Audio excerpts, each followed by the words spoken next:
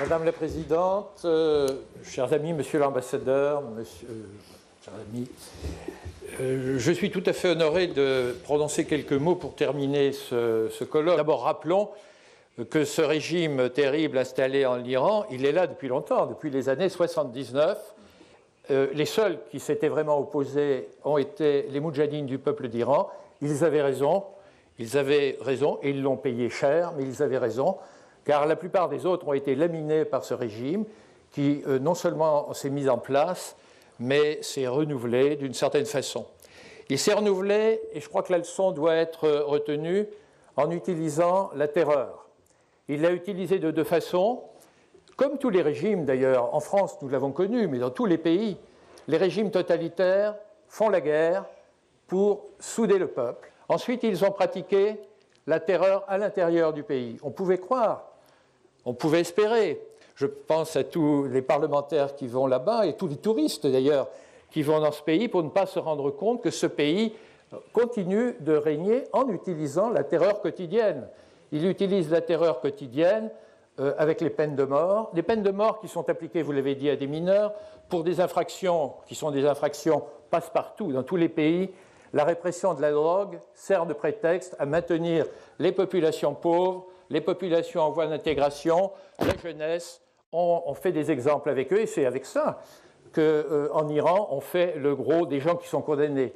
Et c'est avec ça que l'on saisit des gamins de 16-17 ans et qu'on les condamne à mort, mais on prétend respecter les conventions internationales en n'appliquant pas tout de suite la peine, on attend qu'ils soient majeurs pour les exécuter. Je crois vraiment qu'il faut des régimes théocratiques pour avoir des idées aussi indignes, des idées aussi honteuses, et ceci, je le trouve, est vraiment très bouleversant. Ensuite, il y a les exécutions capitales. Pourquoi des exécutions capitales en public, je veux dire. Pourquoi en public? C'est pour faire peur. Nous avons regardé d'une façon un peu dédaigneuse et moqueuse comment ils réagissaient. Ils diminuaient les libertés, disait-on, regardez, etc.